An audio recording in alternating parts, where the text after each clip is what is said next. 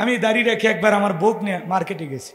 দোকানদার বলতেছে, হুজুর আপনার মেয়ে কি কি নিবে নিতে পারেন? মেয়ে না রে, ওটা আমার ঘরের প্রধানমন্ত্রী, বেশি ভাড়ামারি করিস না, বাড়ির যে একেবারে রাজ্য ধ্বংস করে ফেলে দিই।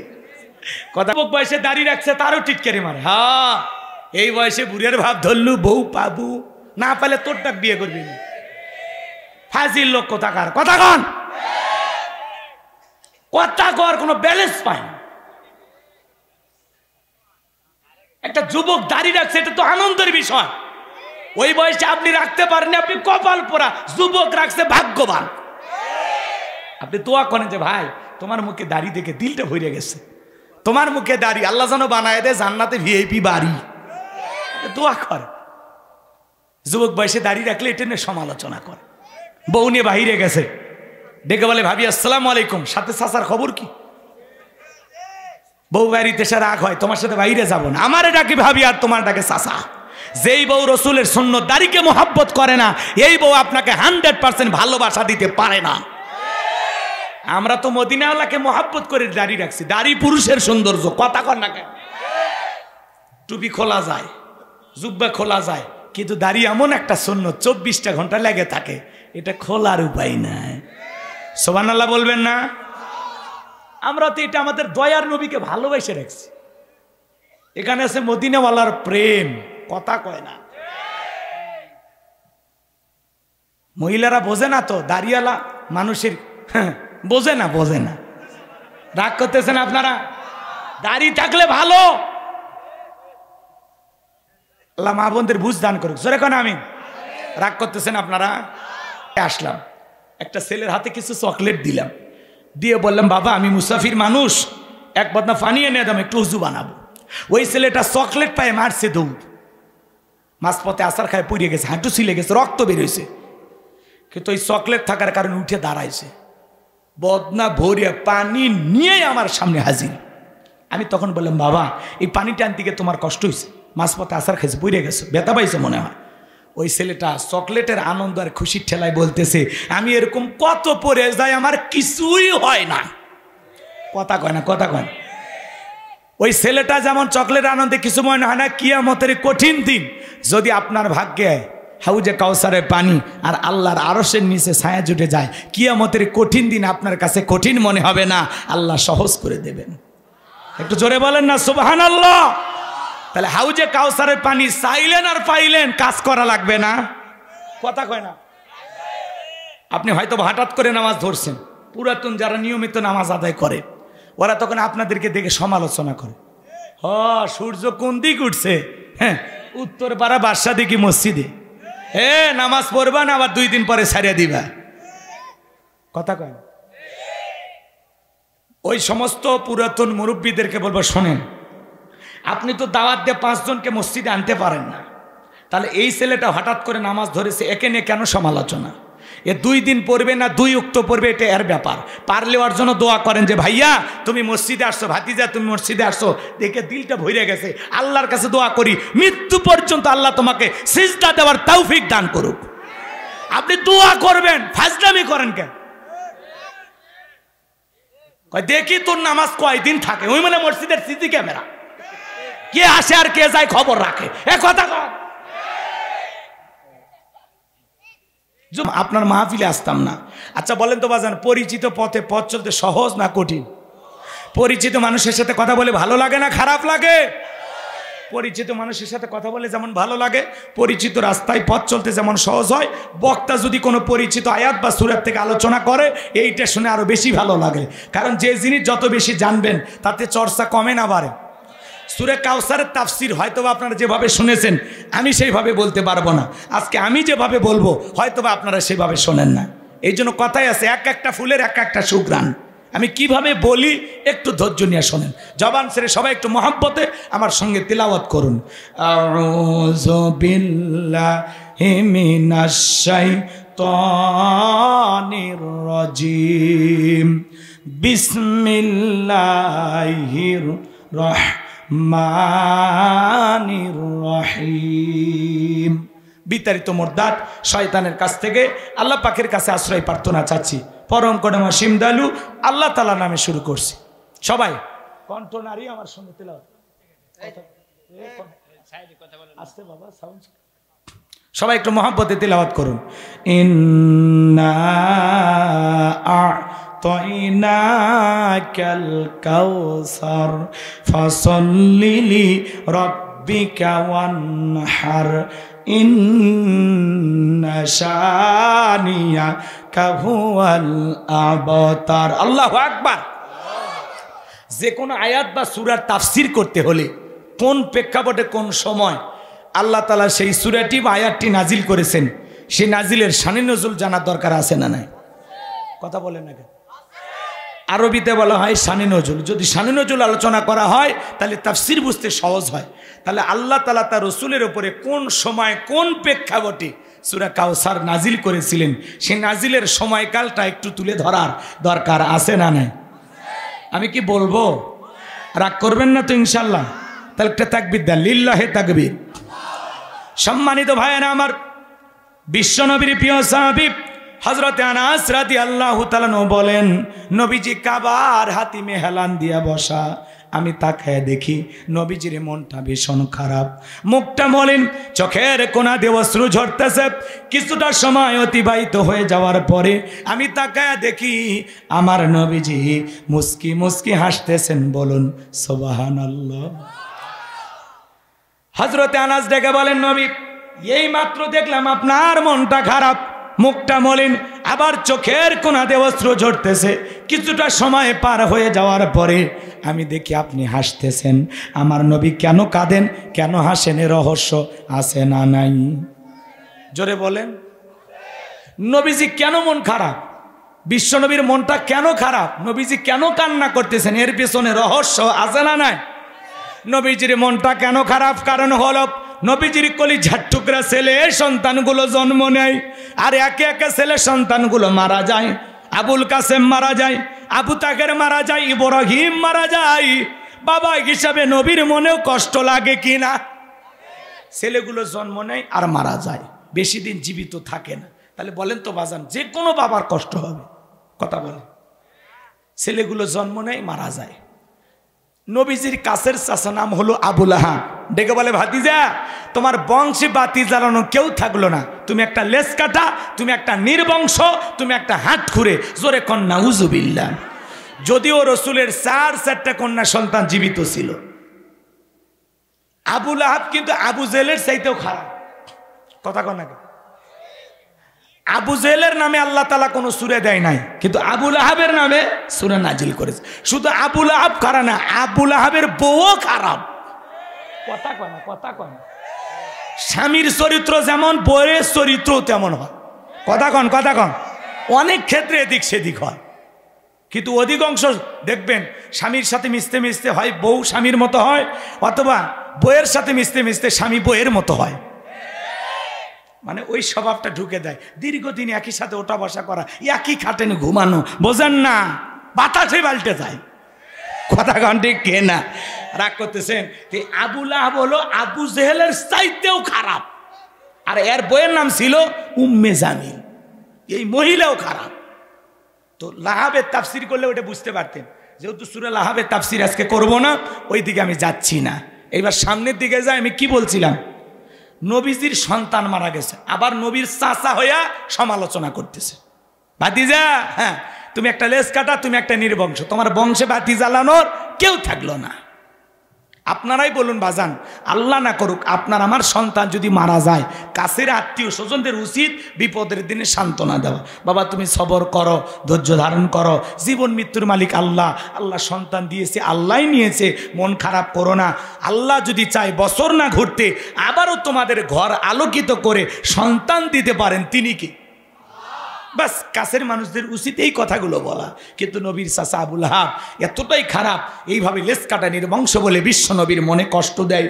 একে তো সন্তান হারানোর ব্যথা, আবার আপন মানুষদের ঠাট্টা বিদ্রুপ, এই জন্য নবীজির মনের কষ্ট অনেক গুণ বেড়ে গেল। আমার ভাইয়েরা এদিক খেয়াল করেন, বিশ্ব নবীর ছেলে সন্তানগুলো কেন জীবিত থাকলো না? আল্লাহ তাআলা তাদেরকে কেন শিশুকালে উঠিয়ে নিলেন? এর পেছনেও কারণ আছে না নাই?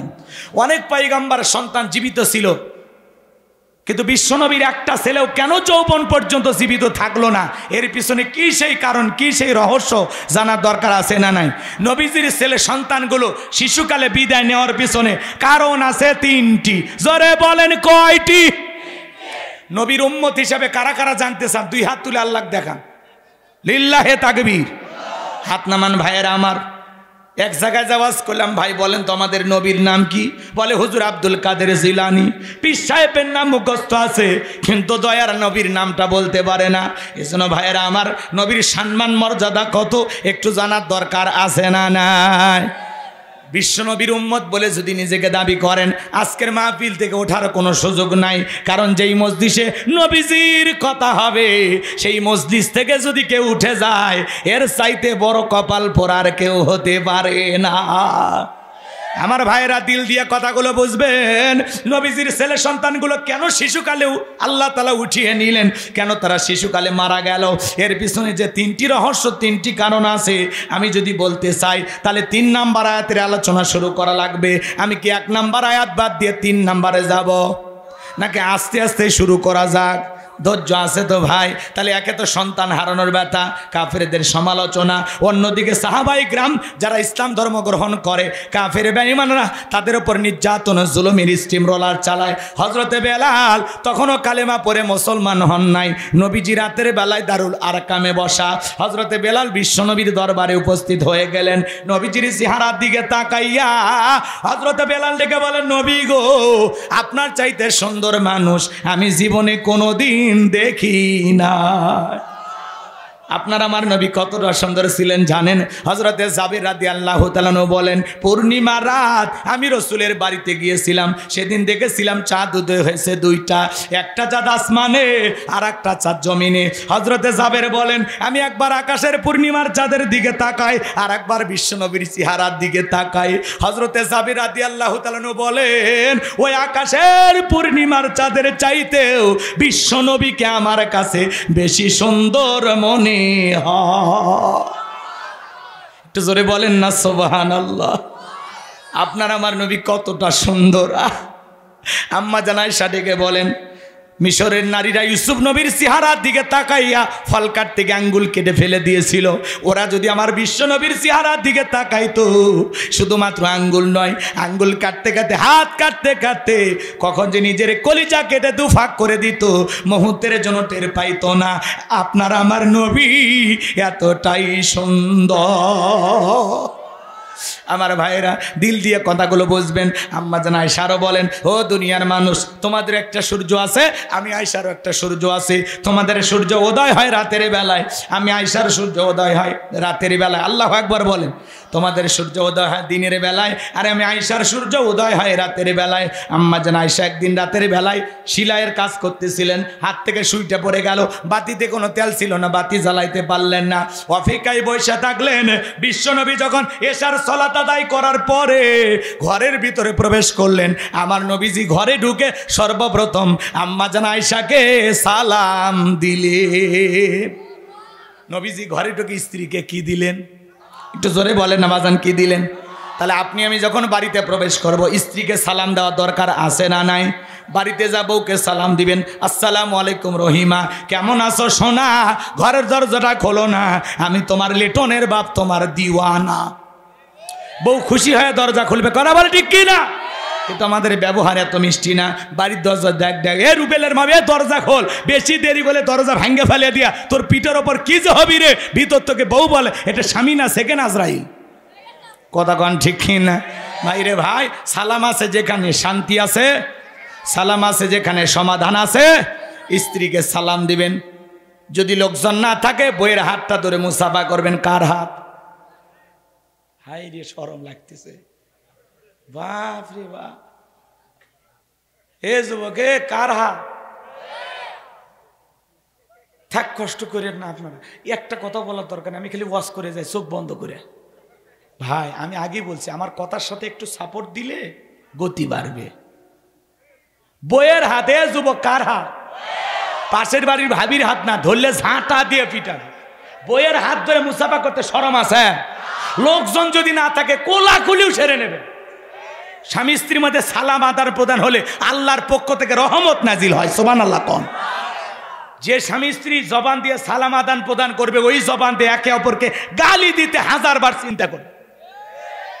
স্বামীও সালাম দেয় না, বউও সালাম দেয় না, দুইজনে বাড়ির মধ্যে বোবা, কথা কয় না। ঘরের ভিতরে স্বামী ঢোকে, স্বামী সালাম দেয় না, বউ একটু দেবে, দিয়ে একটু শরম দিয়া অভ্যাসে পরিণত করবে, ওইটা করে না। পারবেন তো ইনশাল্লাহ? কি চাচা রিস্ক নেওয়া যাবে? হ্যাঁ রিস্ক নেওয়া যাবে। এক জায়গায় যা বললাম ভাই বউকে সালাম দেবেন, তখন বলে হুজুর বউকে সালাম দিতে গিয়ে শরম লাগে। আমি তখন বললাম বাচ্চা কাচ্চা হয়েছে? কি কন হুজুর, 3 সন্তানের বাবা আমি তখন বললাম স্ত্রী সবাসের একটা দোয়া আছে, তুমি কি জানো? কয় দত হুজুর, ওটা দোয়া পড়ার টাইম আছে না? না এরকম এবার জান গো, আমার বউকে যারা বলে সালাম দিতে গিয়ে শরম লাগে, ওটা শরম না, ওটা হলো শয়তানি। কারণ আর শরম বেশি হলে আর বইয়ের তো বাচ্চা হওয়ারই কথা না। কথাকে বোঝা গেল? এজন্য বাজান গো, এগুলো দুষ্টমি বাদ দিয়ে ভালো হয়ে যান, বউকে সালাম দিবেন। পারবেন তো ইনশাআল্লাহ? এদিক প্রথমে যে সালাম দেয় তার অহংকার থাকে না, কথা কয় না কেন? আমরা হুজুরের এমন ভাব নেই, আমি প্রধান বক্তা আমারে সালাম দাও, মানে এমন একটা ভাব নিয়ে থাকে। কিন্তু আমাদের উচিত একে অপরকে সালাম দেওয়া। আল্লাহ রসুল বলেছেন ব্যাপক তোমরা সালামের প্রচার প্রসার করো, রাস্তাঘাটে যারে দেখা হবে তারই সালাম দেবেন। পারবেন তো ইনশাআল্লাহ? এক মুসলমান আর এক মুসলমানের বাড়িতে প্রবেশ করার সময় প্রথমে সালাম দিবেন, এরপরে গৃহবাসীর অনুমতি নেবেন, তারপরে ওই বাড়িতে ঢুকবেন। কারো বাড়িতে সালাম না দিয়া, অনুমতি না নিয়ে প্রবেশ করা যাবে না। আপনি রুবেল রুবেল কয় বাড়ির মধ্যে ঢুকে যান, কার বলছো কোন হালতে থাকে না থাকে, কথা কয় না। ওই এক নজরে দেখে সিসি ক্যামেরায় তুলে ফেলে দেয়, দুষ্ট ছেলে কোথাকার। সালাম দিয়ে ঢুকবেন। পারবেন তো ইনশাল্লাহ? সূরা নূর আয়াত নাম্বার 27 আল্লাহ স্পষ্ট দলিল দিয়েছেন, তোমরা যদি কারো গৃহে প্রবেশ করো, গৃহবাসীর অনুমতি নাও, সালাম দাও, তারপরে প্রবেশ করো। পারবো তো ইনশাল্লাহ? আল্লাহ যেন আমল করা তৌফিক দান করেন, জোরে বলেন আমিন। আমার ভাইরা, লম্বা আমি করতে চাই না। দাম্পত্য জীবনে সুখ আর শান্তি যদি পেতে চান, রসুলের 4টা সুন্নত আমল করা লাগবে। জোরে বলেন কয়টি? এই 4টি রোমান্টিক সুন্নত যদি আমল করতে পারেন, আপনাদের দাম্পত্য জীবনে কোনোদিনও আর শান্তি থাকবে না, মৃত্যু পর্যন্ত সম্পর্ক টিকে থাকার গ্যারান্টি। এ বাঁধন যাবে না ছিঁড়ে। মারহাবা কোন? সেই 4টা সুন্নত শুনবেন। কি কি? কথা কয় না, শুনবেন? আগ্রহ আছে? কারা কারা একটু হাত তোলেন তো দেখি। লিল্লাহে তাকবীর। মাশাআল্লাহ, সবারই আগ্রহ আছে। মানে আমরা এটা শুনলে পরিবর্তন হবে তো ইনশাল্লাহ। এখন এই 4টা সুন্নত শুরু করলে তো ইলোমিলো হয়ে যাবে। সামনের দিকে যাই বাজান, সময় যদি থাকে পরে বলবো। আমি যে কথা বলতে চাচ্ছিলাম বাজান, কথা মনে হয় ভুলে গেছেন। আপনার আমার নবী যখন ঘরের ভিতরে প্রবেশ করলেন, আম্মা জান আয়েশা ডেকে বলেন, নবীজির চেহারার আলোতে সুইটা কই পড়ে আছে আমি পরিষ্কার দেখতে পেয়েছি। আপনার আমার নবীর দাম কত জানেন? সম্মান কত, মর্যাদা কত? নবীর সম্মান মর্যাদা নিয়ে সারা জীবন আলোচনা করে শেষ হবে না। যে নবী হা বললে পুরো পৃথিবীবাসীর জন্য আল্লাহ পাক হালালে পরিণত করে দেয়, যে নবী না বললে পুরো পৃথিবীবাসীর জন্য আল্লাহ পাক হারামে পরিণত করে দেয়। নবীজি জমিনে পথ চললে আসমানের মেঘ আসা ছায়া প্রদান করে। বিশ্বনবীর চেহারা যখন ঘেমে যেতেন, আম্মা জানেরা রসুলের দেগের ঘামগুলো জমায়া শিশির ভিতরে রাখতেন। বিশেষ দিনে রসুলের দেগের ঘামগুলো সুগন্ধি হিসাবে ব্যবহার করা হতো। যেই নবীর চেহারার ওপরে মশা মাছি পড়া হারাম, বিশ্বনবী যখন থুতু ফেলাইতেন ওই থুতুর ভিতর থেকে সুগন্ধি বের হতো। আহা, কেমন নবী পাইছি! যে নবী আর 2 টুকরো হয়ে যায়, আল্লাহু আকবার। যেই নবী জমিনে পা তুললে মাওলা পাকের আরশে আজিমে পৌঁছে যায়। ছাগলের স্তনে দুধ নাই, বিশ্বনবী হাত লেগে দিলে দুধে পরিপূর্ণ হয়ে যায়। সুবহানাল্লাহ বলেন। কেমন নবী পাইছি! যে খাবার 2-3 জন মানুষ খাবে, ওই খাবারে যখন বিশ্বনবীর হাতটা লেগে যায়, শত শত মানুষ খাবার খেয়েও যেমনি খাবার তেমনি থাকে। যেই নবীর চেহারার দিকে তাকাইলে পেটের ক্ষুধা নিবারণ হয়ে যাইতো। সেই নবীর কাছে হযরত বেলাল, কথা মনে আছে না ভুলে গেছেন? এবার হযরত বেলাল ডেকে বলেন, নবী গো, আপনি নাকি কালেমার দাওয়াত দেন, আমারে কালেমা পড়ে মুসলমান বানায় দেন। বিশ্বনবী হযরত বেলালকে কালেমা পড়া দিলেন, লা ইলাহা ইল্লাল্লাহু মুহাম্মাদুর রাসূলুল্লাহ সাল্লাল্লাহু আলাইহি ওয়াসাল্লাম। হযরত বেলাল কালেমা পড়ে মুসলমান হয়ে গেলেন। আমার নবী ডেকে বলে, বেলাল কালেমা পড়ে মুসলমান হয়েছো, আপাতত প্রকাশ করা যাবে না, কারণ ইসলামের অবস্থা এখন ভালো না। এমন সময় ছিল প্রকাশ্যে কালেমা পড়া যাইতো না, কথা কন না কেন? সেই সমাজটাকে আল্লাহ রাসূল কিভাবে পরিবর্তন করেছেন, আল্লাহু আকবার। তাহলে ইসলামের অবস্থা সবসময় ভালো থাকে না। আজও তাম পৃথিবীর দিকে তাকায় দেখেন, তাম পৃথিবীর জালেম আর বেঈমানদের টার্গেট ইসলাম আর মুসলমানকে বিদায় করা, কথা বলেন ঠিক কিনা? আজও ফিলিস্তিনিতে মুসলমানের রক্ত নিয়ে খেলা করে ইহুদি জালেমেরা। মনে রাখবেন, যারা মুসলমানের রক্ত নিয়ে খেলা করবে, নমরুদ ফিরাউনের জায়গা যেমন হয় নাই, ওই ইহুদি নেতানিয়াহু ওই জালেমেরও জায়গা হবে না। আজও কাশ্মীরে মুসলমানের রক্ত নিয়ে খেলা করে, আজও ভারতে গরুর গোশত খাওয়ার অপরাধে মুসলমানকে হত্যা করা হয়, আজও চীনের উইঘুরে হাজারো মুসলমানকে ধরে নেওয়া যায়, উলঙ্গ করে মুরগির মতো পিস পিস করে দেহটা আলাদা করা হয়, মুসলমানকে ঝুলাইয়া রেখে দিবালোকে প্রকাশ্যে গুলি করে হত্যা করা হয়। রমজান মাসে মুসলমান রোজা রাখে, ওই চীনের উইঘুরের মসজিদগুলোতে মদের বোতল ওরা ছুঁড়ে ছুঁড়ে মারে, মুসলমানকে জোর করে ধরে নিয়ে যায় 8-10 জন মিলে জোর করে দিনের বেলায় প্রকাশ্যে মদ মুখের ভিতরে ঢুকে দেয়। আজও তাম পৃথিবীতে মুসলমানদের উপর বর্বর আর নির্যাতন জুলুম চলমান, কথা বলে ঠিক না? মনে রাখবেন বাজান, যাদের হাতে মুসলমানের রক্ত লেগে আছে, যাদের হাতে ইমানদারদের রক্ত লেগে আছে, এই জালেমেরা কখনো চিরস্থায়ীভাবে ক্ষমতার চেয়ারে টিকে থাকতে পারবে না। ওই জালেমদের একদিন পরিণতি বড় ভয়ঙ্কর হবে, নমরুদ ফিরাউনের চাইতেও খারাপ অবস্থা হবে। রাগ করতেছে? পৃথিবীর দিকে তাকায় দেখেন আমার ভাইয়েরা, পৃথিবীর দিকে তাকায় দেখেন, অধিকাংশ দেশের নেতারা বড় বড় জালেম। এই পৃথিবীতে এমনও দেশ আছে যেই দেশে এখনো প্রকাশ্যে আজান দেওয়া নিষেধ। এই পৃথিবীতে এমনও দেশ আছে যেখানে প্রকাশ্যে সালাত আদায় করা নিষেধ। কষ্ট হচ্ছে আপনাদের? কোনো কারণে বিরক্ত হয়েছেন?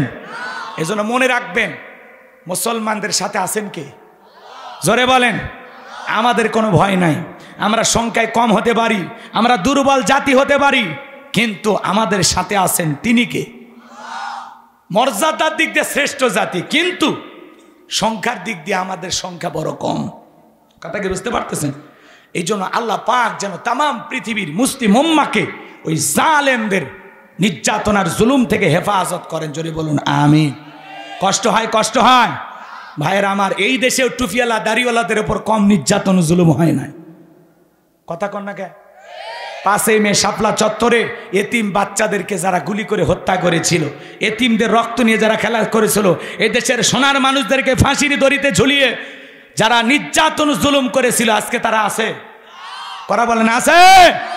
এই জন্য বাজান, ক্ষমতা আল্লাহর দেয়া নিয়ামত, জনগণের দেয়া আমানত। নিয়ামত পেয়ে শুকরিয়া আদায় করতে হয়, আমানত পেলে আমানতের দায়িত্ব সঠিকভাবে পালন করা লাগে, খিয়ানত করতে নাই, জুলুম করতে নাই। যারা জুলুম করেছিল আজকে তারা পালিয়েছে। আমরা চাইছিলাম ম্যাডাম পদত্যাগ করেন, আল্লাহ বলে কিসের পদত্যাগ? এরা যে অপরাধ করেছে শুধু পদত্যাগ করলে হবে না, আমি আল্লাহ এদেরকে দেশ ত্যাগ করতে বাধ্য করব। কথা বলে ঠিক এরা? আল্লাহর ধরা বড় কঠিন, ইন্না বাতাসা রাব্বিকা লাশাদীদ। আল্লাহর পাকড়াও বড় কঠিন, আল্লাহ ধরে ধরে না, যেদিন ধরবে পালানোর জায়গাও খুঁজে পাবে না। রাগ করতেছেন? করেন, সমস্যা নাই। বাইরে যায় কি ভালো আছে? ভালো নাই। শুনলাম উনি নাকি অসুস্থ, শুনলাম নাকি উনি অসুস্থ। উনি যার কাছে আছেন তিনি নাকি ঠিক মতো চিকিৎসাও দিচ্ছে না। মাঝে মাঝে কল রেকর্ড ফাঁস হয়, বলে আমি দেশের কাছে আছি, চট করে ঢুকবো। ঢুকবে নিতে বের হলেন কেন? আর আপনি কি আমাদের জন্য একটু মায়া দয়া ছিল না? এভাবে একা যাওয়া আপনার ঠিক হয়নি। কথা কন ঠিক না? আহা, ক্ষমতার লোভ কারে বলে? এখনো বলে আমি প্রধানমন্ত্রী। কথা কন নাকি আপনারা? তা আপনি আসেন, মহিলা মানুষ আর কতদিন বাইরে থাকবেন? আপনি আসেন, এই দেশ আপনার বাবার, এই দেশ হলো আপনার স্বামীর। কথা কোন ঠিক কি না? রাগ করতেছেন আপনারা? 16 বছর ছিল, এর আগে 5 বছর, 21 বছর। একটা মানুষের আর কত বছর ক্ষমতায় থাকা লাগে? তাও স্বাদ মেটে না। কথা কম। অনেকে মায়া মহব্বত আছে মনে হয়, বুবু আসতেছে, আসার দরকার আছে না? নাই আসেন। এই দেশের 18 কোটি মানুষের 36 কোটি চোখ তাকায় আছে। আপনি আসেন, যেই দিক দিয়ে মন চায় তাড়াতাড়ি আসেন। কথা কন না কেন? বুবু আইবা তুমি আইবা গো, সেই দিন আইসা বুবু ক্ষমতা পাইবা না। না থাক, আপনার রাগ করবেন। বলবো চলবে? হে যুবক চলবে? বুবু আইবা তুমি আইবা গো, সেই দিন আইসা বুবু ক্ষমতা পাইবা না। খোঁজ নাই বুবু কাদের কাকার, অবস্থা খারাপ দরবেশ বাবার, হাউন আঙ্কেল এখন সামনে আসে না। খোঁজ নাই বুবু কাদের কাকার, অবস্থা খারাপ দরবেশ বাবার, হাউন আঙ্কেল এখন সামনে আসে না। নেতা কর্মী সব জেলের ভিতর, আমি আসি ডরের ওপর, কখন জানি আসে গ্রেফতারি পরোয়ানা। বুবু আইবা তুমি আইবা গো, সেই দিন আইসা বুবু ক্ষমতা পাইবা না। বড় বড় কথা বলতে আমি পালাবো না। আমাদের ঈশ্বর চাচাকে বলা হয় স্বৈরাচার শাসক। চাচা ক্ষমতার থেকে পদত্যাগ করে জেলে গেছে, দেশ ছাড়েনি বাপের বেটা।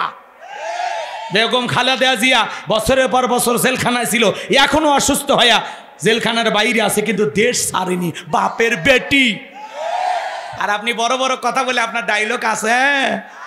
আমাদেরও সিদ্ধান্ত নিতে হবে, আগামীতে আর যাই হোক কোনো নারীকে আমরা বাংলাদেশের প্রধানমন্ত্রী বানাবো না। কথা কোন ঠিক কিনা?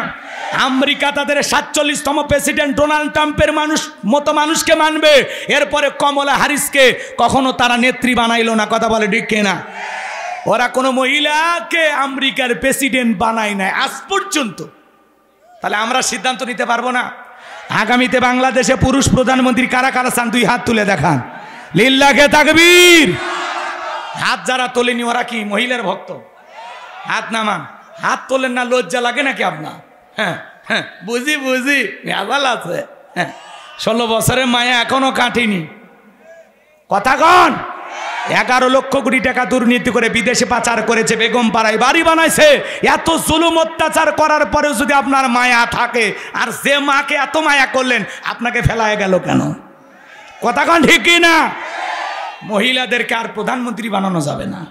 কথা কন ঠিক কি না? কারণ মেয়েদের রাগ বেশি, জেদ বেশি। মাঝে মাঝে দেখেন না বাড়িতে ঝগড়া লাগে, হাড়ি বাতিল ভেঙে ফেলে দেয়, স্বামী তুলে আছাড় মারে। আর এরা যদি শান্তির জায়গা একবার পায়, ওরা জীবন চলে যাবি, তাও জায়গা ছাড়বি না। কথা কন। আর মহিলাদের রাগ জেদ যদি বেড়ে যায়, ও রাগে জেদে ক্ষোভে পুরো দেশে আগুন লাগাই দিবে। এই জন্য মাজান গমার সিদ্ধান্ত নেওয়া লাগবে। আল্লাহ আমাদের সঠিক বুঝ দান করুন, জোরে বলুন আমিন। কষ্ট হয় মনে হয়। তাহলে বিশ্বনবী বলে, বেলাল ইসলামের অবস্থা কোন ভালো না, কালেমা পড়েছো আপাতত প্রকাশ করা যাবে না। ইসলামকে মানতে গেলে মাঝে মাঝে ঘর ছাড়া বাড়ি ছাড়া হওয়া লাগে। কথা কন নাকি আপনারা? এইবার হজরত বেলাল ডেকে বলে, নবী আমার জীবনের কোনো দাম নাই। আমার মনে বোমাইকে বলেছিলাম উর্তুম্বা ছাগল পেশাব পায়খানা করে দেয়, এই ঘরে থাকতে আমার বড় কষ্ট হয়। ওমায় ডেকে বলে, বেলাল উর্তুম্বা ছাগলের দাম আমার কাছে আছে, কিন্তু তোর মতো কালু হাফসি বেলালের দাম আমার কাছে নাই। নবী গো আমার জীবনের কোনো দাম নাই, আপনি আমাকে দোয়া করে দেন, মৃত্যু পর্যন্ত যেন আমি কালেমার পথে টিকে থাকতে পারি। বিশ্বনবী দোয়া করে দিলেন। হজরত বেলাল চলে আসলেন। পরের দিন সকালবেলা সূর্য উদয় হয়ে গেছে, অনেকটা বেলা হয়ে গেছে। হজরত বেলাল দরজা খোলে না। অন্য চাকর বাকর যারা আছে এরা নালিশ নিয়ে চলে গেছে উমায়ের কাছে, যা বলে নেতা এখন পর্যন্ত বেলাল দরজা খোলে নাই, তাই নাকি? বলে হ্যাঁ ঠিক আছে চলো যাই। এইবার দরজা ডাক দে, বেলাল দরজা খোলো। হজরতে বেলাল দরজা খোলে না, জোরে করে ধাক্কা মারছে। যখন দরজা খুইলে গেছে তখন এইবার উমায়ের তাকে দেখে যেই রাত্রিতে হজরত বেলাল কালেমা পড়ে মুসলমান হয়েছে, ওই রাত্রিতে একটা উর্দুম্বা ছাগলের কাছে কোনো পেশাব পায়খানা নাই। জোরে বলেন মারহাবা। এইবার বেলালের দিকে তাকাইয়া ওমায় ডেকে বলে, এই চাকর বাকরের দল যাও, নিজেদের কাজ করো, আমার বেলালের বিরুদ্ধে মিথ্যা অভিযোগ দিও না। যাও, দেখো না একটা উর্দুম্বা ছাগলের কাছে কোনো পেশাব পায়খানা নাই, যাও তোমরা নিজেদের কাজ করো। ওদেরকে তাড়িয়ে দেওয়ার পরে এক পা দুপা করে হজরতে বেলালের কাছে চলে গেলেন। হজরতে বেলাল দেয়ালে পিঠটা লাগাইয়া জিব্বা নাড়াইয়া জিকিরি করে কার? আর একটু জোরে বলেন কার? এইবার হজরত বেলালকে হালকা করে মৃদু আঘাত করলেন, হালকা করে ধাক্কা মারলেন। বাজান গো আমার, হালকা করে ধাক্কা মারছে যখন জবান দিয়ে কালেমার আওয়াজ বের হয়েছে তখন এইবার উমাইয়া ডেকে বলে, বেলাল তোর জবান দিয়ে কি শুনলাম, তুমি কি মুসলমান হয়েছো? হযরতে বেলাল ডেকে বলে, মুসলমান হয় যারা মিথ্যা কথা বলতে পারে না তারা। ওয়াকুলু কওলান সাদীদা। মুসলমান ইমানদাররা হবে সত্যবাদী। একজন মুসলমান কখনো মিথ্যা কথা বলতে পারে না। আর আমরা সমাজে দেখি মিথ্যা বলতে বলতে চেহারা বেঁকা হয়ে গেছে, এক পা কবরে চলে গেছে। এত মিথ্যা কথা বলে, শয়তান পর্যন্ত বলে আমিও এত খারাপ না। কথা কন না কে? হেলিকপ্টার দিয়ে পানি দিছি, হেলিকপ্টার দিয়ে পানি দিলেন, তাহলে সাদের শিশুটা মারা গেল কি খায়া? পানি খায়া। হ্যাঁ, আজকে এখন তথ্য বের হচ্ছে সেই জুলাইয়ে হেলিকপ্টার থেকে পানি না গুলি ছোড়া হয়েছিল। কথা কম,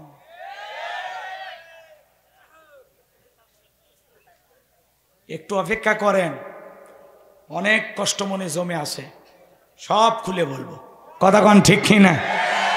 ভয় পাওয়ার দিন শেষ, এখন আর ভয় আছে? আগেই ভয় পাইনি, আগে হয়তো বা ডাইরেক্ট নাম বলিনি, অ্যাঙ্গেলে মার দিছি। মেহেরপুরে ওয়াজ করতে গেলাম, আমি বলছিলাম আজ হোক কাল হোক জালেমদের পতন হবেই হবে ইনশাল্লাহ।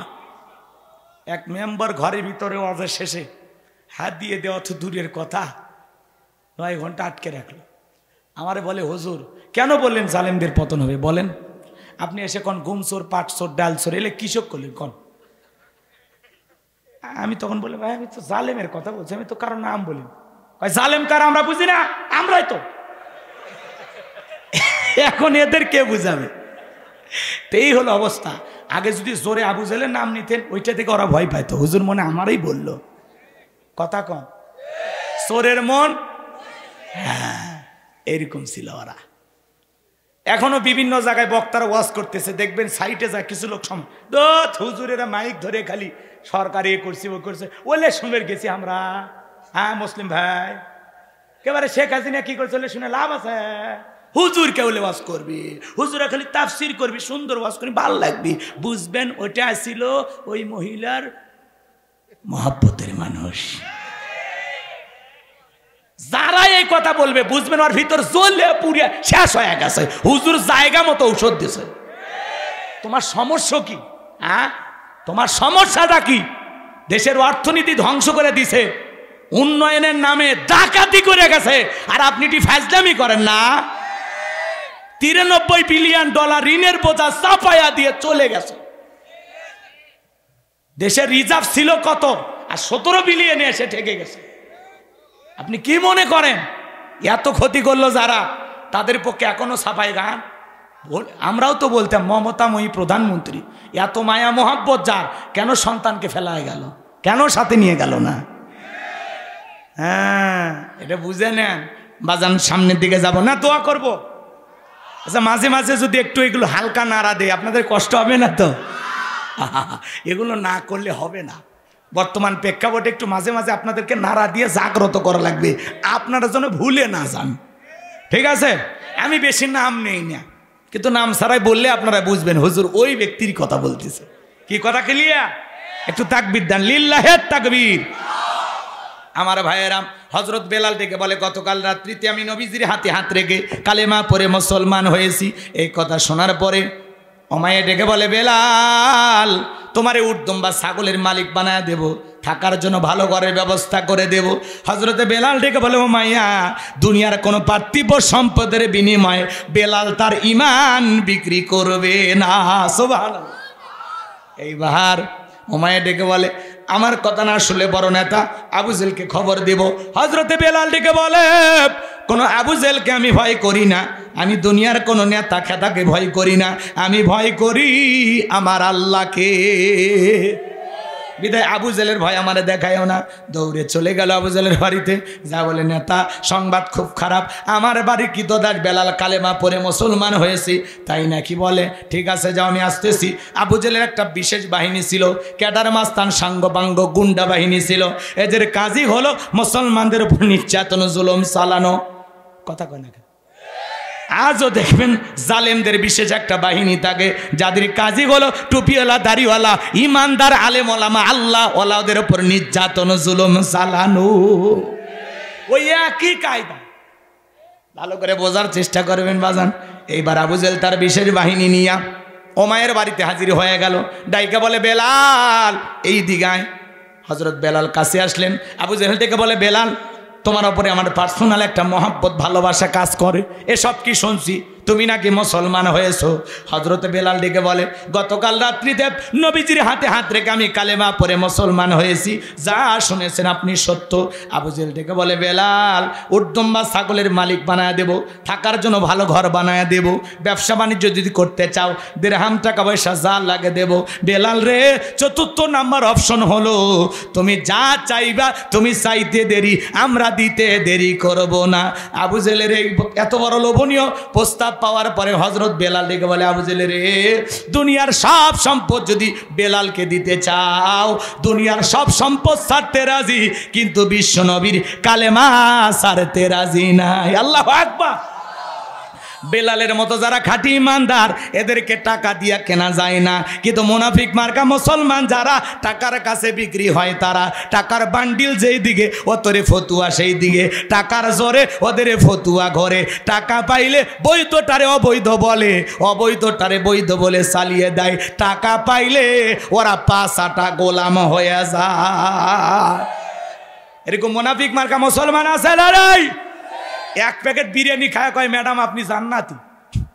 কথা কন নাকি আপনার? কথা করলে বোঝা লাগবে বাজান। সামনের দিকে যাই, আমি যে কথা বলতে চাচ্ছিলাম। এইবার আবু জেহেল ডেকে বলে, বেলাল সোজা আঙ্গুলে ঘিউ না উঠলে আঙ্গুলে একটু বাঁকা করা লাগবে। এই কথা বলে বাজান গো আমার হযরত বেলালের ওপরে নির্যাতন জুলুম শুরু হয়ে গেল। যুবকদেরকে লেলিয়ে দিল, চাবুক দিয়ে পিটাও। হযরত বেলালকে চাবুক দিয়ে পিটাইতে পিটাইতে কালো চামড়াগুলো ফেটে রক্ত ঝরতেছে। ইসলামের প্রথম মুয়াজ্জিন বেলাল, এরা চাবুক দিয়ে পিটাইতে পিটাইতে কালো চামড়াগুলো ফেটে রক্ত ঝরা শুরু হয়ে গেল।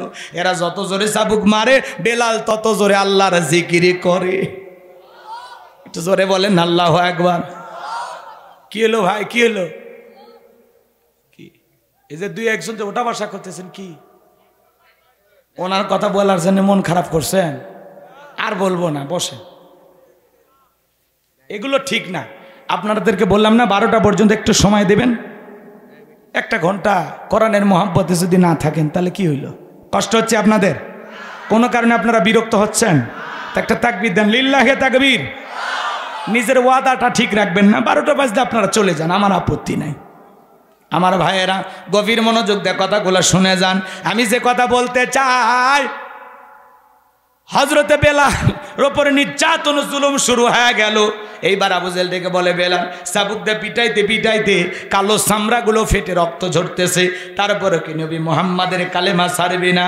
হযরতে বেলাল ডেকে বলে, আবু জেহেল রে, মারতে মারতে যদি মেরেও ফেলে দাও, জীবনটা দিতে রাজি, কিন্তু নবীজির কালেমা ছাড়তে রাজি নাই। বলেন আল্লাহু আকবার। এইবার হযরতে বেলালের পায়ে রশি লাগায়া আবু জেহেল ডেকে বলে, উঠের পায়ের সাথে বাঁধো। আরবের উত্তপ্ত গরম বালিতে ছেঁচড়াইয়া ছেঁচড়াইয়া ঘোরা হলো। আরবের বালিগুলো এত গরম, চাল দিলে মুড়ি হয়ে যায়, এত উত্তপ্ত গরম বালি। বাবলা গাছের কাঁটাগুলো জিব্বার ভিতরে পেরেকের মতো মারা গেল, এত নির্যাতন করা হলো।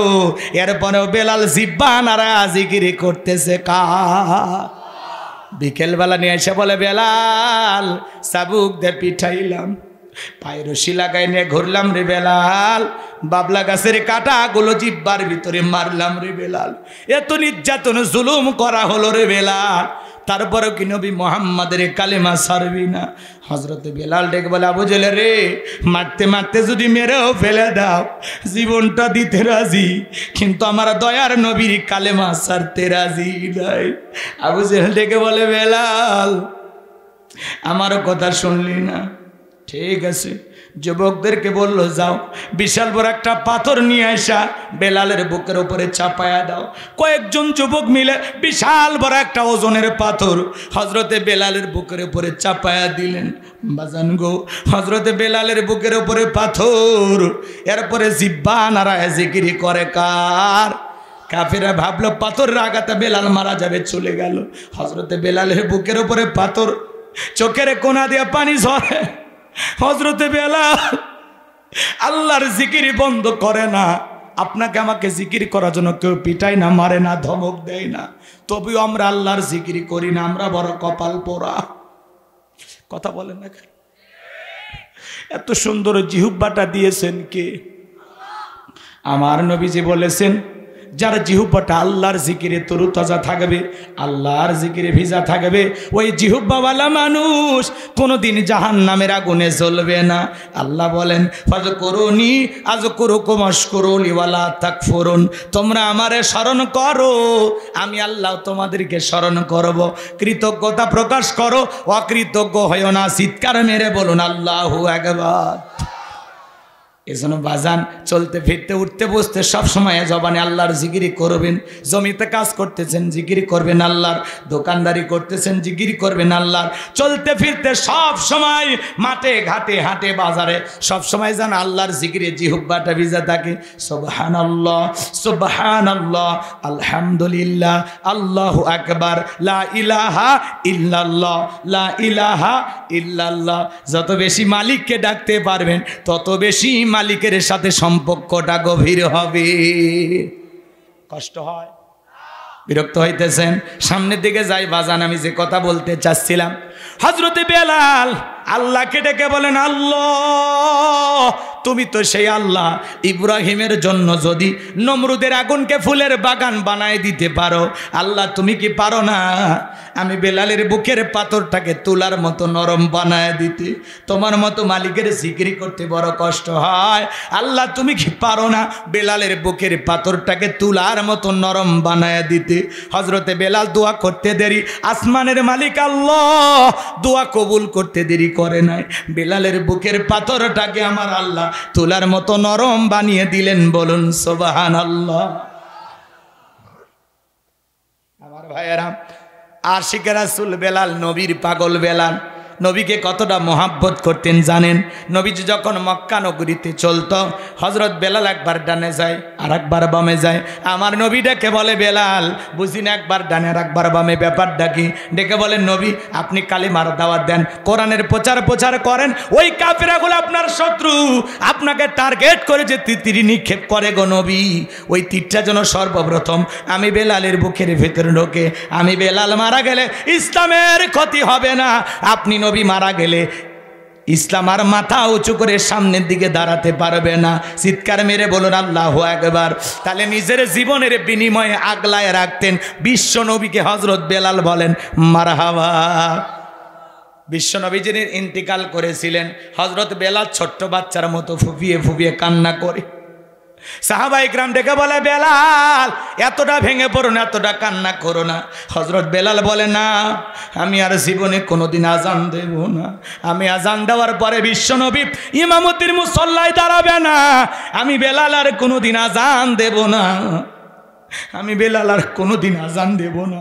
সাহাবা ইকরাম সান্ত্বনা দেয়, বেলাল কারো কথা শোনে না, অঝরে চোখের পানি ছেড়ে দিয়ে কান্না করে। বিশ্বনবী সোমবারে তিনি ইন্তিকাল করেছিলেন, তাম পৃথিবীর উম্মতকে কাঁদিয়ে বুধবারের দিনে বিশ্বনবীর দাফন সম্পন্ন হয়ে গেল। আজ মদিনার সবুজ গম্বুজের নিচে আপনার আমার কলিজার নবী শায়িত। হযরতে বেলাল নবীজির দাফন সম্পন্ন হয়ে গেল, বলে আমি মদিনায় থাকবো না, আমি মদিনায় থাকলে পাগল হয়ে যাব। চলে গেলেন দামেস্কে। বাজান গো, 6টা মাস অতিবাহিত হয়ে যায়, বেলাল আর মদিনায় আসে না। নবীজি ঘুমের ঘরে স্বপ্নে ডেকে বলে, বেলাল ও বেলাল। কত মানুষ দূর দূরান্ত থেকে আইসা আমি নবীর কবরের পাশে দাঁড়ায় সালাম দেয়, বেলাল আয় আয় আয়।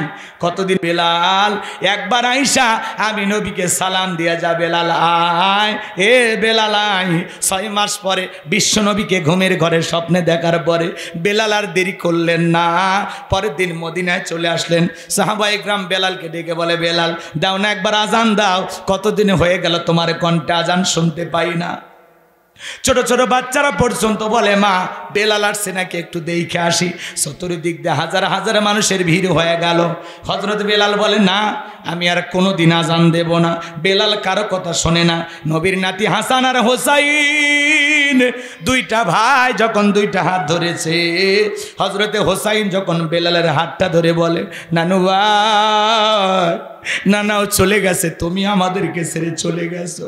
ও নানু ভাই, কতদিন হয়ে গেল তোমার কণ্ঠে আমরা আজান শুনতে পাই না গো নানু ভাই।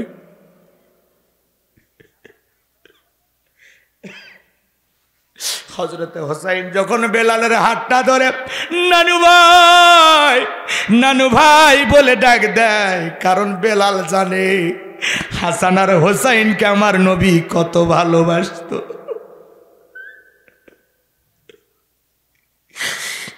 আমার ভাইরা, এই পৃথিবীর সব চাইতে শ্রেষ্ঠ নানা ছিলেন আপনার আমার নবী। কোনো দিন নাতিদের উপরে গরম করে কোনো কথা বলেন নাই। একবার হযরতে ফাতেমার ঘরে 3 দিন ধরে চুলায় কোনো আগুন জ্বলে না। হযরতে হোসাইন বারবার বলে, আম্মু খাইতে দাও, খাইতে দাও। হযরতে ফাতেমা সহ্য করতে পারলেন না। হোসাইন বড় জ্বালাইতেছে, রাগান্বিত হইয়া হোসাইনের গালে একটা থাপ্পড় বসাইয়া দিয়েছেন। হাসান ডেকে বলে, ভাই নানা স্যার আমাদের দুঃখ কেউ বুঝবে না, চল আমরা এই বাড়িতে থাকবো না। দুইটা ভাই কাঁদতে কাঁদতে চলে গেলেন। কিছু সময় পরে নবীজি এসে ডাক দেয়, ও মা ফাতেমা, আমার হাসান আর হুসাইন কোথায়? ডেকে বলে, আব্বা হাসান আর হুসাইন বাড়িতে নাই। কেন রে মা, কই গেছে তারা? বলে, বলবেন না বাবা, আজকে হোসাইন বড় জ্বালাইতেছিল, এই জন্য রাগান্বিত হয়ে একটা থাপ্পড় বসায় দিয়েছি। দুই ভাই নানা নানা বলে কাঁদতে কাঁদতে চলে গেছে। কোথায় গেছে আমি ফাতেমা জানি না। আমার নবী ডেকে বলে, মা ফাতেমা, ওই থাপ্পড় হোসাইনের গালে না রে মা, ওই থাপ্পড় লাগছে আমি নবীর কলিজায়। আমার নবী নাতিকে খোঁজার জন্য শুরু করে দিলেন। একটা রাখাল মাঠের ভিতরে উর্দুম্বা মেষ চড়াইতেছেন। আমার নবী ডেকে বলে, রাখাল, এই জায়গায় 2টা সন্তানকে দেখেছো? বলে, ফুটফুটে 2টা বাচ্চা। নানা নানা বলতেছে, আর কান্না কাটি করতে করতে ওই যে জঙ্গল দেখা যায় ওইখানে তারা প্রবেশ করেছে। আমার নবী যায় তাকায় দেখেন 2টা ভাই একটা গাছের গোড়ায়, এক ভাই আর এক ভাইয়ের মাথা, এক ভাই আর এক ভাইয়ের বুকের উপরে মাথা দিয়া আরামে ঘুমাইতেছে। আমার নবী তাকায় দেখে হোসাইনের গালের ভিতরে ফাতেমার থাপ্পড়ের 5টা আঙ্গুলের দাগ দেখা যায়। নাতির মুখে দাগ দেখা নবীজি সহ্য করতে পারলেন না, চোখের পানি ছেড়ে দিয়া কান্না করতেছেন। আমার নবীর চোখের পানি যখন হাসান আর হোসাইনের গালের উপরে পড়েছে, 2টা ভাই ঘুম থেকে না না বলে চিৎকার মেরে উঠে জড়িয়ে ধরেছেন বিশ্ব নবীকে। হোসাইন ডেকে বলে, না না, মার কাছে খাবার চাইছিলাম, তোমার মেয়ে আমারে খাবার না দিয়ে আমারে থাপ্পড় মেরেছে। আমার নবী বলে, নাতি, তোদেরকে যে আমি খাইতে দেব রে হাসান আর হোসাইন, এমন খাবার তোমার পকেটে নাই, চলো একটা খাবারের ব্যবস্থা আমি করব। ওই যে আপনারা ঘটনা শুনেছেন বাজার, নবীজি তখন শ্রমিকের কাজ করার জন্য একটা খেজুরির বাগানে গেলেন, পানি তোলার কাজ করলেন, 2টা খেজুর পাইলেন। নবীজি মনে করলেন 2টা খেয়ে নেই, শক্তি হবে। আমার ভাইয়েরা, এরপরে নবীজি আবারও পানি তোলা শুরু করলেন। খেজুরের বাগানের শ্রমিক বিশ্ব নবী। আমার ভাইয়েরা, যেটা দিয়ে পানি তুলতেছেন ওইটা যখন ছিঁড়ে কূপের ভিতরে পড়ে গেল, বাগানের মালিক ইহুদি নবীকে চেনে না, দৌড়ে চলে আসছেন, নবীজির জান্নাতি শরীর মোবারক একটা থাপ্পড় লাগাই দিয়েছেন। আমার নবী থাপ্পড়টা খেয়ে ডেকে বলে, শোনো, কয়েকদিন ধরে আমি ক্ষুধার্ত, খাবার ঠিক মতো খাইতে পারি নাই, গালটা বুঝি শুকে গেছে, থাপ্পড় মারার কারণে তুমি মনে হয় হাতে ব্যথা পাইছো। চিন্তা করেন বাজান, কেমন নবী পাইছি। ওইদিকে আর ঘটনা লম্বা করব না, আরো কথা বলার আছে, ওইদিকে যাওয়ার সুযোগ নাই। হাতটা ধরে হোসাইন যখন ডেকে বলে, নানু ভাই, ও নানু ভাই, দেওয়ার নাকবার আজান দাও। হজরতে বেলাল তাকায় দেখে হোসাইনের চেহারার ওপরে মনে হয় বিশ্ব নবীর চেহারা মোবারক বেশি উঠেছে, মনে হয় মদিনার নবীটাই কে বলে, বেলাল দেন একবার আজান দে, কতদিন হয়ে গেল আমি নবী তোর আজান শুনতে পাই না। হজরতে বেলাল তখন হোসাইনের অনুরোধে 6 মাস পরে মদিনায় আইসা আবারও আজান দিলেন। বলুন আল্লাহু আকবার। এখানে আরো কিছু ঘটনা আছে, ওই দিকে যাব না। বেলালের ওপর নির্যাতন জুলুমের কথা যখন বিশ্ব নবীর কান পর্যন্ত পৌঁছে গেল, আমার নবী ডেকে বলা, ওয়াক্কর, বেলালের নির্যাতন জুলুম আর কষ্টের কথা আমার সহ্য হয় না, যাও যাও তুমি আমার বেলালের জন্য একটা কিছু করো। হযরত আবু বকর সিদ্দিক রাদিয়াল্লাহু তাআলা আনহু কয়েক গুণ দাম বেশি দিয়া গোলামীর জীবন থেকে হযরত বেলালকে আজাদ করলেন, মুক্ত করলেন। বলুন আল্লাহু আকবার। এই যখন ইসলামের অবস্থা, একদিকে সন্তান হারানোর ব্যথা, আপন মানুষদের সমালোচনা, সাহাবায়ে কেরামদের উপর নির্যাতন জুলুম, এই জন্য নবীজির মনটা ভীষণ খারাপ, মুখটা মলিন, চোখের কোনা দিয়ে অশ্রু ঝরতেছে। আর নবীর যখন মন খারাপ, নবীকে সান্ত্বনা দেওয়ার দায়িত্ব কার? জোরে ডাক দেন না, কার? আমার নবী ডেকে বলে, জিবরাইল, আমার বন্ধুর মা নাই, বাবা নাই, আমি স্যার আমার বন্ধুর আপন কেউ নাই রে জিবরাইল। আমার বন্ধুর মনটা হয়েছে ভারী, আমি আল্লাহ সইতে নাহি পারি।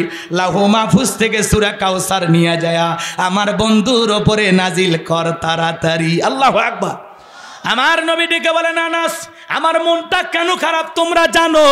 কিন্তু আমার মুস্কি হাসি দেওয়ার কারণ হলো এই মাত্র আসমান থেকে জিবরাইল এসে আমার উপরে সূরা কাউসার নাজিল করলো। বলুন আল্লাহু আকবার।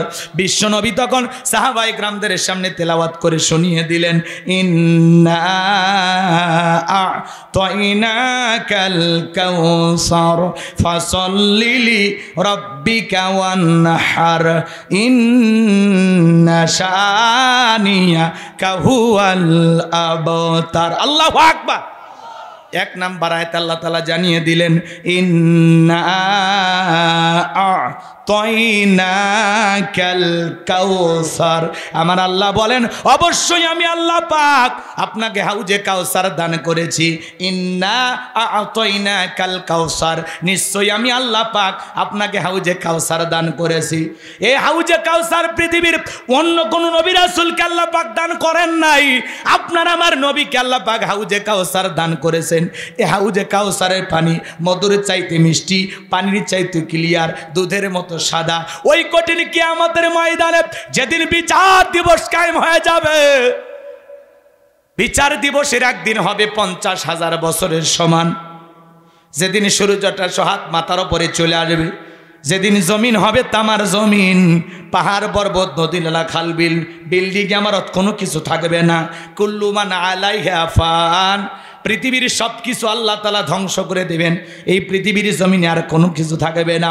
ওই কঠিন কিয়ামতের ময়দানে যেদিন বেঈমানদের জিহ্বাগুলো কুকুরের মতো ঝুলে আসবে নাভি পর্যন্ত, যেদিন স্বামী স্ত্রীর পরিচয় দেবে না, মার সন্তানের পরিচয় দেবে না, ভাই ভাইয়ের পরিচয় দেবে না, ওই কঠিন কিয়ামতের ময়দানে আল্লাহর আরশের ছায়া ছাড়া আর কোনো ছায়া থাকবে না। ওই ছায়ার ভিতরে আল্লাহ পাক 7 শ্রেণীর মানুষকে ছায়া দিবেন। তারা হলো আল্লাহর খাঁটি মুমিন বান্দা, নেককার মুত্তাকি বান্দা, আল্লাহর 7 শ্রেণীর প্রিয় বান্দাদেরকে আল্লাহ রাব্বুল আলামিন ওই কঠিন কিয়ামতের ময়দানে আল্লাহর আরশের নিচে ছায়া দান করবেন। সেখান থেকে তারা কিয়ামতের ফাইনাল খেলা উপভোগ করবেন। বলুন আল্লাহু আকবার।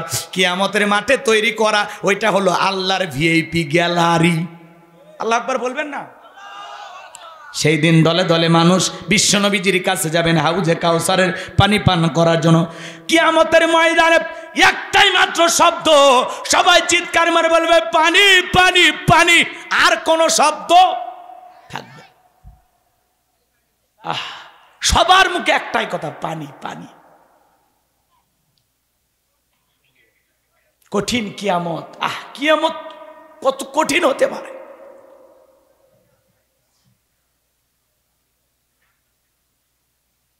চিন্তা করেন, কিয়ামতের দিবসে যেদিন কোনো মানুষের শরীরে কোনো পোশাক থাকবে না, কিসের এমপি, কিসের চেয়ারম্যান, কিসের বক্তা, কিসের নারী, কিসের পুরুষ, কারো শরীরে কোনো পোশাক থাকবে না। আম্মা যারা আয়েশা এই কথা শুনে কেঁদে দিয়েছিলেন, আল্লাহ রসুলকে বলেছেন, নবী সেদিন যদি মানুষের পোশাক না থাকে আমারও কি অবস্থা হবে? আল্লাহ রসুল বলেছেন হ্যাঁ। তখন বলে মানুষ কি লজ্জা পাবে না, একে অপরের লজ্জাস্থানের দিকে তাকাবে না? আল্লাহ রসুল বলেছেন সেদিন মানুষের দৃষ্টি থাকবে শুধু উপরের দিকে। একজন মানুষ আর একজন মানুষের চেহারার দিকে তাকাইতে পারবে, কিন্তু এই যে মুখমণ্ডল থেকে এই গলার নিচে কি, এটা মানুষের দেখার কোনো ক্ষমতা থাকবে না। কেউ কারো চেহারার দিকে তাকানোর সুযোগ পাবে। ওই কঠিন কিয়ামতের ময়দানে আল্লাহ রসুল হাউজে কাউসারে পিয়ালা নিয়ে দাঁড়িয়ে থাকবেন। শোনেন, হযরত আবু বকর পিয়ালাগুলো ভরায়া দিবেন, মাঝখানে দাঁড়িয়ে থাকবেন হযরত ওমর। হযরত ওমর আবার বিশ্বনবীর হাতে দেবেন, আর নবী তার আদরের উম্মতদেরকে খুঁজে খুঁজে হাউজে কাউসারের পানি পান করায় দিবেন। বলুন সুবহানাল্লাহ। রসুলের হাতে এক পেলা হাউজে কাউসারের পানি পান করলে জান্নাতে ঢোকা পর্যন্ত তার আর তৃষ্ণা লাগবে না, তৃষ্ণা মিটে যাবে। আর কিয়ামতের একদিন হবে 50,000 বছরের সমান। মানুষ দলে দলে বিশ্বনবীর কাছে যাবেন। কিছু মানুষের চোখের সামনে আল্লাহ তাআলা পর্দার আবরণ তৈরি করে দেবেন, তারা রসুলকে দেখতে পাবে না। তখন বিশ্বনবী ডেকে বলবেন, আল্লাহ আমি সংখ্যায় আমার অনেক উম্মতকে দেখতে পাইলাম, কেন জানি সংখ্যাটা কমে গেল। আমার আল্লাহ তখন জবাব দিয়ে বলবেন, পয়গম্বর ও আমার বন্ধু, আপনি তো সবাইকে আজকে পাইকারি দরে হাউজে কাউসারে পানি পান করাইতে পারবেন না। দুনিয়ার জীবনে 2টা অপরাধ করেছিল যারা, আজকে হাউজে কাউসারের পানি পাবে না তারা। কয়টা অপরাধ? জোরে বলেন কয়টা? জানতে মনে চায়। কষ্ট হচ্ছে আপনাদের, অনেক কষ্ট হচ্ছে, বুঝতে পারতেছি। দিল দিয়ে কথাগুলো বুঝবেন। মাহফিলে গেলাম, হই হুল্লার করলাম, চলে আসলাম, এটা না, কিছু নিয়ে যান। আমি এখন আপনাদেরকে যাওয়ার জন্য কিছু মেসেজ দেব, নিয়ে যাবেন বাড়িতে ইনশাল্লাহ। এদিক খেয়াল করেন, রসুলের হাতে কঠিন কিয়ামতের ময়দানে নবীজি পিয়ালা নিয়ে দাঁড়িয়ে থাকবেন। আপনি নবীজিকে নিজের চোখে দেখবেন, রসুলের হাতের সে আপ্যায়নটা গ্রহণ করবেন। রসুলের হাতে কারা কারা হাউজে কাউসারে পানি পান করতে চান? 2টা হাত তুলে আমার আল্লাহকে দেখান।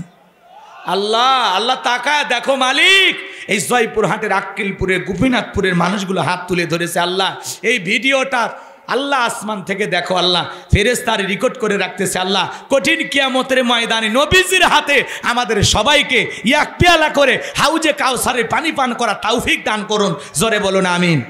আর একটু জোরে বলেন আমিন। আরো একবার বলেন আমিন। হাত নামান। নবীকে দেখবো, 2 নয়ন ভরে দেখবো, আর রসুলের হাত থেকে পিয়ালা টেনে পান করব। যে পান করতে পারবে জান্নাতে ঢোকা পর্যন্ত তৃষ্ণাই লাগবে না, মিটে যাবে। সুবহানাল্লাহ বলে। এদিক খেয়াল করেন, আল্লাহ রসুলের হাতে হাউজে কাউসারের পিয়ালার পানি, আল্লাহর আরশের নিচে ছায়া, এই 2টা যদি আপনার ভাগ্যে জুটে যায়, আপনি জান্নাতি, আপনারা টেনশন নাই। সুবহানাল্লাহ কোন। কিন্তু হাউজে কাউসারের পানি চাইলেন আর পাইলেন, অতই সহজ না।